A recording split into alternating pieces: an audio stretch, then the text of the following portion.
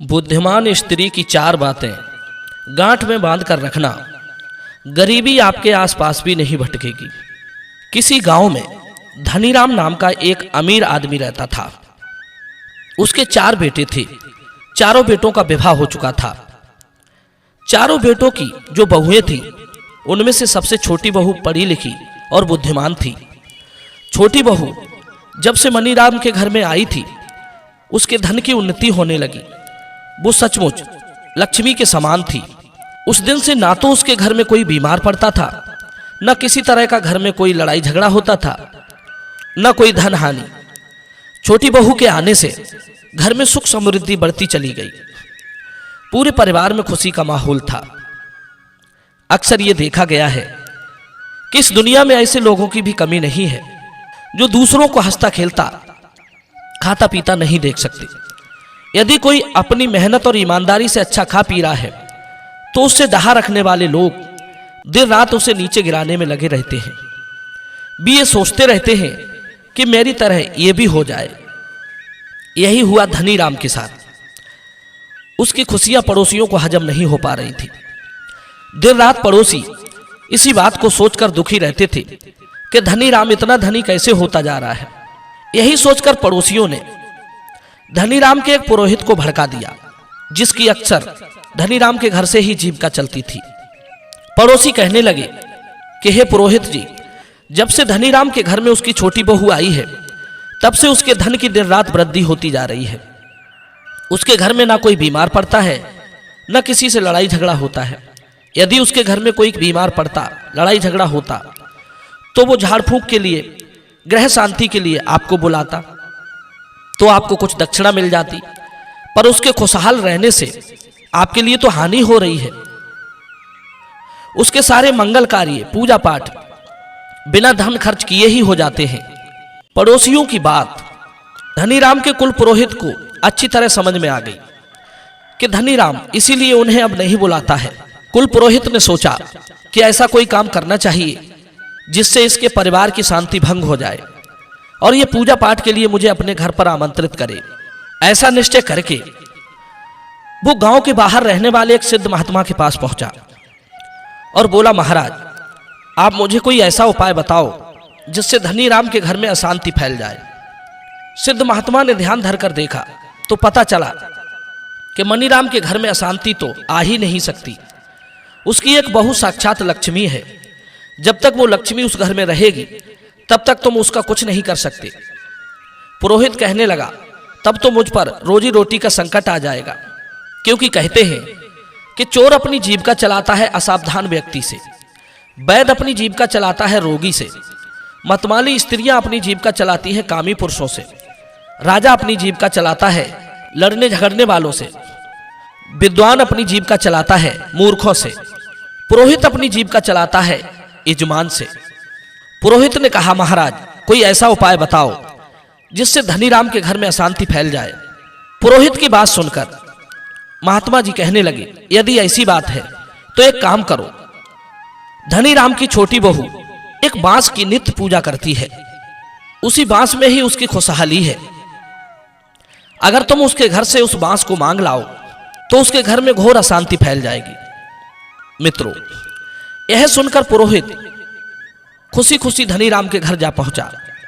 पुरोहित ने अपने जरूरत की बात कहकर धनीराम से एक बांस मांगा। धनीराम पुरोहित की बात को भला कहां टाल सकते थे। वो गया, एक बांस उखाड़ लाया। जब ये बात किसान की छोटी बहू को पता चली कि पुरोहित हमारे घर से एक हरा बांस लिए जा रहे हैं, तो उसने बांस के कुछ हरे पत्ते अपने घर में बंधी काली गाय को खिला दिए। पुरोहित बांस लेकर चला गया, मगर फिर भी धनीराम के घर में अशांति नहीं फैली। धीरे धीरे 1 महीना बीत गया। उधर पुरोहित इस इंतजार में बैठे थे कि इसके घर में अशांति, लड़ाई झगड़ा, रोक शोक कब घेरेंगे, तब ये हमें अपने घर बुलाकर ग्रह शांति, पूजा पाठ कराएगा। लेकिन 1 माह बीतने पर भी जब कुछ घटित नहीं हुआ तो पुरोहित फिर उसी बाबा के पास पहुंचे और बोले, महाराज, आपके कहने पर मैंने मनीराम के घर से हरा बांस भी मांग लाया, फिर भी उसे कुछ नहीं हुआ। सिद्ध महात्मा बोले, महोदय, इसमें मेरा क्या दोष है? मैं तो तुम्हें पहले ही बता चुका हूं कि उसके घर उसकी छोटी बहू साक्षात लक्ष्मी है। जब तक तुम बांस मांगने गए थे तो उसने बांस के कुछ पत्ते अपनी काली गाय को खिला दिए, फिर भी उसे कुछ नहीं हुआ। सिद्ध महात्मा बोले, महोदय इसमें मेरा क्या दोष है? उसने बांस के हरे पत्ते गाय को खिलाकर तंत्र काट दिया। अब तुम एक काम करो, धनी राम से वो गाय मांग लाओ जिसको उसने पत्ते खिलाए थे। बाबा के कहने पर पुरोहित फिर धनी राम के घर पहुंच गया और बातें बनाते हुए बोले, धनी राम, मेरी बहू ने एक बेटे को जन्म दिया है और हम लोगों की इतनी हैसियत नहीं है कि हम उसे गाय का दूध पिला सकें। अगर आप मेहरबानी करके अपनी काली गाय कुछ दिनों के लिए हमें दे दो तो आपकी बड़ी कृपा होगी। धनी राम पुरोहित को खाली हाथ नहीं लौटाना चाहते थे, इसलिए उन्होंने छोटी बहू से जाकर पूछा कि पुरोहित गाय मांगने आए हैं। बहू ने कहा, पिताजी यदि ऐसी बात है तो गाय पुरोहित को दे दो, लेकिन उससे पहले हमें एक काम कर लेने दो। इतना कहकर धनी राम की छोटी बहू ने अपने चादर के कुछ धागे गाय के आंसुओं से भिगोकर रख लिए और गाय पुरोहित को दे दी। पुरोहित गाय लेकर चले गए और मन ही मन बड़े प्रसन्न होने लगे कि अब तो उसके घर में विपत्ति आएगी ही आएगी। जब विपत्ति आएगी तब वो मुझे पूजा पाठ के लिए आमंत्रित करेगा। इसी तरह धीरे धीरे 2 महीने बीत गए, पर धनी राम के घर में अशांति नहीं आई। अब तो पुरोहित जी फिर उसी बाबा के पास गए और बोले, महाराज मैंने तुम्हारे कहने पर धनी राम के घर से गाय भी मांग लाया, फिर भी वो खुशहाल जिंदगी जी रहा है। 2 महीने बीत गए, फिर भी उसके घर में कोई बीमार नहीं पड़ा, ना कोई लड़ाई झगड़ा हुआ। अब हमारी जीविका कैसे चलेगी? सिद्ध महात्मा ने ध्यान धरकर देखा तो वे समझ गए कि उसकी छोटी बहू ने गाय को देने से पहले उसके गाय के आंसुओं से अपनी चादर के कुछ धागे भिगो लिए थे, इसीलिए खुशहाली उसके पास ही रह गई। अब तुम वो चादर किसी तरह से मांग लाओ तो उसके घर में विपत्ति आ सकती है। महात्मा जी की बात सुनकर पुरोहित फिर धनी राम के घर पहुंचे और धनी राम से निवेदन किया कि वो अपनी छोटी बहू की चादर मुझे दे दे। मेरी बेटी कीर्तन सुनने दूसरे गांव जा रही है, मेरे पास इतने पैसे नहीं है कि मैं अपनी बेटी को एक नई चादर दिला सकूं। धनी राम कहने लगा, महाराज इसमें कौन सी बड़ी बात है, लो मैं अभी बहू से चादर मांग कर लाए देता हूं। इतना कहकर धनी राम बहू से चादर मांगने गया। बहू बड़ी समझदार थी, उसने चादर देने से पहले चादर के वही धागे काटकर निगल लिए जो गाय के आंसुओं से भीगे थे और चादर ले जाकर पुरोहित को दे दी। पुरोहित चादर लेकर अपने घर पहुंचे और धनी राम के घर में विपत्ति आने का इंतजार करने लगे। इंतजार में ही 2 महीने बीत गए, मगर उसे ऐसी कोई खबर सुनने को नहीं मिली कि धनी राम के घर में कोई बीमार पड़ा हो, कोई झगड़ा हुआ हो। पुरोहित जी फिर भागकर महात्मा जी के पास पहुंचे और बोले, महाराज मैं उसकी छोटी बहू की चादर भी मांग लाया, फिर भी कुछ नहीं हुआ। महात्मा जी ने ध्यान धरकर देखा तो कहने लगे, पुरोहित जी वो बहू बड़ी बुद्धिमान है, उसने गाय के आंसुओं से भीगे हुए चादर के धागे तोड़कर निगल लिए हैं। उसकी खुशहाली अब भी उसके पास है। अब तो धनी राम को विपत्ति में डालने का एक ही तरीका है, उसकी छोटी बहू को घर से निकलवा दो, तभी कुछ हो सकता है, वरना नहीं। जाओ, अब इस विषय में बात करने मेरे पास मत आना, मैं तुम्हें कुछ और नहीं बता सकता। महात्मा जी की बात सुनने के बाद पुरोहित धनी राम के घर गए। सोचने लगे कि धनी राम की छोटी बहू को घर से कैसे निकलवाऊं। धनी राम के घर के सारे लोग उस बहू से बहुत प्यार करते हैं, वे खुद तो बिना किसी बात के उसे घर से निकाल नहीं सकते। तब पुरोहित के मन में एक युक्ति आई। उसने धनी राम से कहा, देखो भाई, मानना या ना मानना तुम्हारे हाथ में है। कल रात मैंने एक सपना देखा था। मेरे सपने में एक दिव्य पुरुष आकर कह रहा था कि तुम धनी राम के कुल पुरोहित हो और उसके घर की हानि लाभ दुख सुख का निवारण तुम ही करते हो। देवदूत ने मुझसे कहा कि धनी राम की छोटी बहू को यदि घर से नहीं निकाला तो उसके घर पर दुखों का पहाड़ टूट पड़ेगा। तुम तो ये बात धनी राम को जाकर बता देना कि उसकी बहू बहुत बड़ी अभागिन है, उसे घर से निकाल देना ही शुभ है। पुरोहित की बात सुनकर धनी राम चिंता में पड़ गया। उसने तुरंत अपने बेटे को बुलाकर सारी बात बताई कि आपकी पत्नी की वजह से हम लोग एक दिन बहुत बड़ी विपत्ति में पड़ जाएंगे, इसलिए तुम अपनी बहू को घर से निकाल दो। उन दोनों की बातें छोटी बहू छुपकर सुन रही थी। छोटी बहू कहने लगी, पिताजी, यदि मेरे कारण इस घर पर विपत्ति आएगी तो मैं स्वयं ही ये घर छोड़कर चली जाती हूं।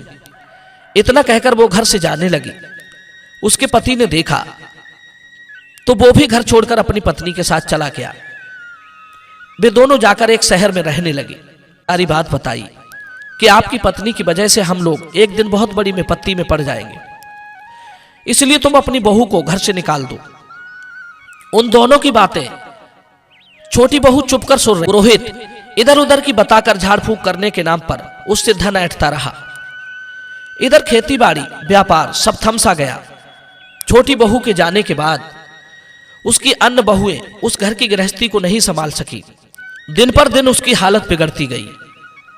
उधर छोटी बहू जिस शहर में रह रही थी वो धीरे धीरे वहां भी छोटा मोटा कारोबार करके धनवान बन गई। कुछ दिन बाद धनीराम को अपनी गलती का एहसास हुआ। उसने सोचा कि पुरोहित की बातों में आकर उसने अपने घर को बर्बाद कर लिया है। लक्ष्मी जैसी बहू को घर से निकालकर वो कंगाल हो गया। वो अपनी बहू और बेटों को बुलाने शहर में जाएगा। धनीराम शहर में गया और अपनी बहू से अपने किए की क्षमा मांगी। बहू कहने लगी, पिताजी, जब इंसान धन से बढ़ने लगता है तो उससे लाभ उठाने वाले, उसे बर्बाद करने वाले, उससे जलने वाले सलाहकार बहुत मिल जाते हैं और बिना मांगे ही सलाह देने लगते हैं। यदि मनुष्य बिन मांगे मिलने वाली सलाह में फंस गया तो उसका विनाश होने लगता है। समझदारी इसी में है कि वो सुने सबकी और करे वो जो उसके हित में हो। दूसरी बात, मनुष्य को हर कार्य के प्रति स्वयं सतर्क और सावधान रहना चाहिए। मनुष्य की स्वयं की गलतियों से ही वो दुखी होता है। यदि वो अपने धन की सुरक्षा नहीं करेगा, लापरवाही बरतेगा, तो धूर्त चोर लोगों को उसका धन चुराने का मौका मिल जाएगा। इसमें तुम चोर को दोष दो, ये ठीक नहीं है। तीसरी बात, अपने कर्म पर विश्वास करना चाहिए। यदि हमें अपने कार्य पर, अपनी योग्यता पर विश्वास है तो आपका कर्म आपको फल देगा ही देगा। चौथी बात, विपत्ति आने से पहले ही उसका समाधान कर लेना चाहिए। हर कार्य दूसरों की सलाह पर ना छोड़ें। जो लोग सावधानी पूर्वक सोच विचार कर कार्य करते हैं वे विपत्ति से लड़ने का उपाय पहले ही खोज लेते हैं। उन्हें बाद में पछताना नहीं पड़ता। जैसे कर्जा, अग्नि, शत्रु और रोग को जो समय रहते दबा देता है, उनके जीवन में बैठकर रोने का अवसर नहीं आता। धनीराम खुशी खुशी अपनी बहू को घर बुला लाया। इस वीडियो के विषय में आपके क्या विचार हैं, आप हमें कमेंट में जरूर बताना। मिलते हैं अगली वीडियो में नई चर्चा के साथ। आप सभी का बहुत बहुत धन्यवाद।